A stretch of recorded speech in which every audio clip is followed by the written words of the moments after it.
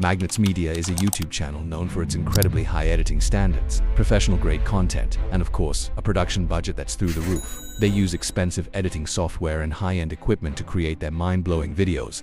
But did you know that you can also make your videos look just like their high-end edits using CapCut? Hi guys, welcome back to my video. So today, I'm going to show you 4 CapCut effects that can make your videos look like MagnatesMedia level quality. That's why you have to subscribe to this channel and join my Patreon over there. You'll get access to exclusive assets that you can use to practice the tutorials I share. Plus, you can ask me any editing questions directly in the available group. Don't miss out, let's level up your editing skills together. Now let's start the tutorial. Matchcut is an editing technique where 2 different clips or images, typically featuring similar visual elements or text, are seamlessly cut or transitioned together, and it's very easy to make. First, you just need to gather several screenshots from articles that have the same words you want to highlight, based on the context of your video. Now, insert all the screenshots into the timeline. Next, add a text layer and type in the word you want to choose from the article. The purpose of this text layer is to act as a guide for positioning the text in the article. For example, I will choose the word YouTube, then select a green color or any color that contrasts well with the article's background. Now, make sure the text is centered in the frame.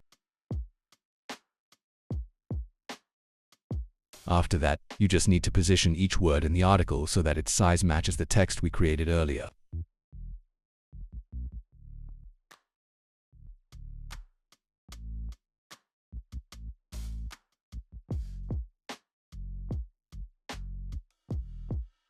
Once all the words are in place, we can delete the text layer.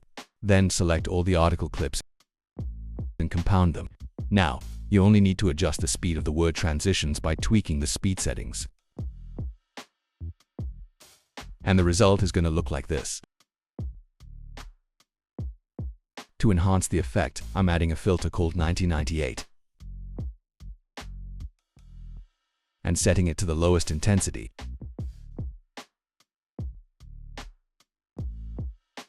I'm also adding a slow zoom in using keyframes.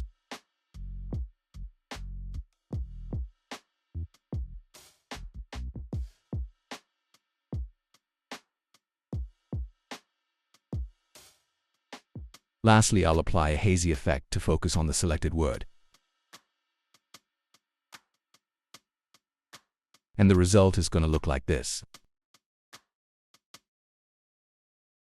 Alright, now we've successfully created a Matchcut effect. Now, let's move on to the second effect, 3D article. Just like before, make sure you already have a screenshot of the article you've chosen, then insert it into the timeline. I will crop the article to keep only the necessary parts. Then, I will add a white background so that we can freely position the article anywhere. Now, I will add this yellow overlay to highlight the words I want. Simply position it over the chosen word by adjusting the scale, but make sure to disable uniform scale first so you can freely adjust the height and width.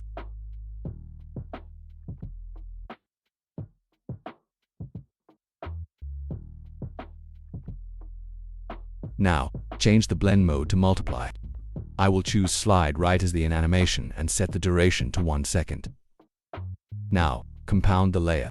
After that, go to the mask settings and select split. Then rotate the mask horizontally and position it right before the selected word, and the result should look like this. Now, select both layers and compound them again. To make it look 3D, I will add an effect called Player 3. Make sure to apply this effect to the compound clip we just created. First, remove the music box by lowering the texture setting to the lowest level. Then adjust the rotation to change the viewing angle and make sure the entire article fits within the frame.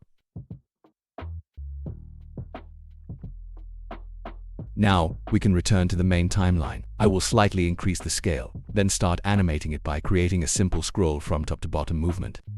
As you can see, in the first few seconds, there is a fade in animation caused by the Player 3 effect. Since I don't need it, I will trim the video at that duration. Now, I will position the article for its starting point, then add a keyframe on transform at the first frame. After a few seconds, I will reposition the article so that the highlighted word is centered in the frame. Finally, I will smooth out the movement by adjusting the keyframe curve to ease. And the result is going to look like this. and you can also add a hazy effect to emphasize the selected word. Now, the next effect is double exposure. Going and going and going, and this is going to be something. First, you need to add a background color, and you're free to choose any color. As an example, I'll use red. Since the red color is too bright, I will adjust it to make it look softer.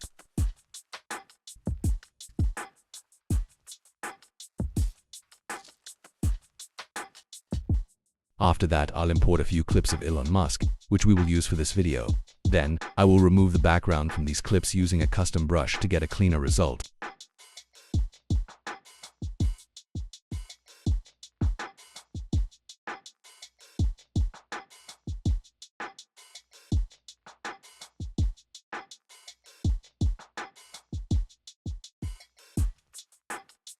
Now, I'll adjust the colors and change them to green.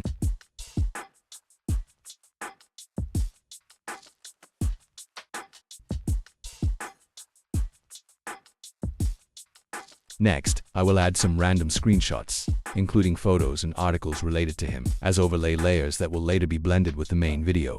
Make sure to position each image properly to avoid overlapping objects between the overlay and the main video.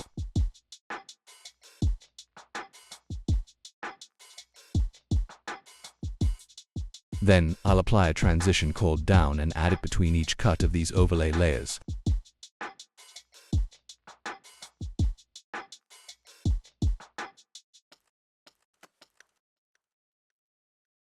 Now compound all the overlays, adjust the speed, and change the blend mode to overlay. Then lower the opacity. The result is going to look like this. Next, I'll add the 1998 effect again, and for the settings, I will slightly reduce the filter intensity. After that, compound all layers. Now, the result should look like this. To enhance the effect, I'll add a zoom-in animation using keyframes. Press Ctrl+B to split at this point, then delete the remaining keyframes. Now zoom in on his face. And the result should look like this.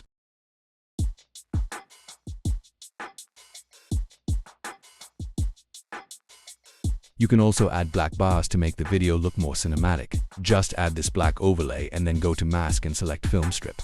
Now, you can adjust the black bar as you want, and the result is going to look like this. Now, let's move on to the final effect. Here I have already gathered several historical photos, and most importantly, the Polaroid background, which I created in Photopea. Let's get started. First, import all the historical photos as the background. Then scale up all the photos so they cover the entire frame.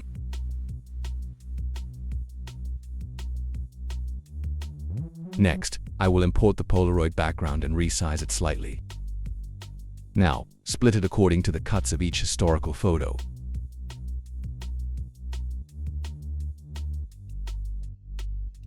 Now, let's give each Polaroid a different rotation to make it look more natural and dynamic.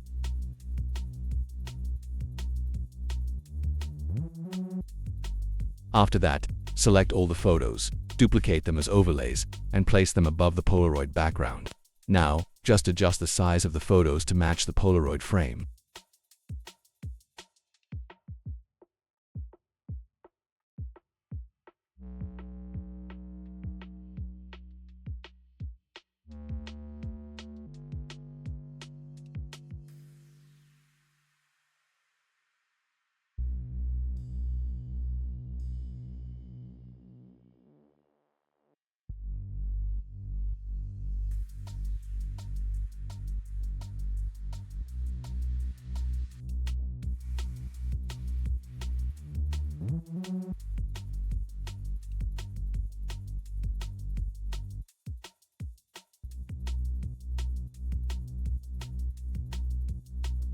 Then, go to Transitions, search for a transition called Up, and apply it between each cut of the background photos.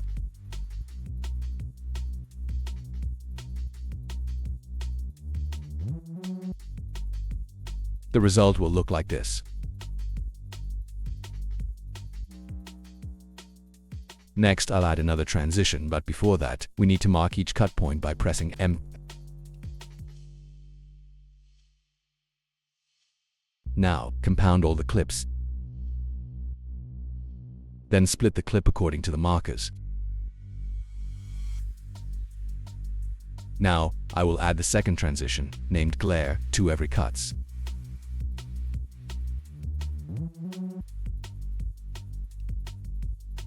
And this is result.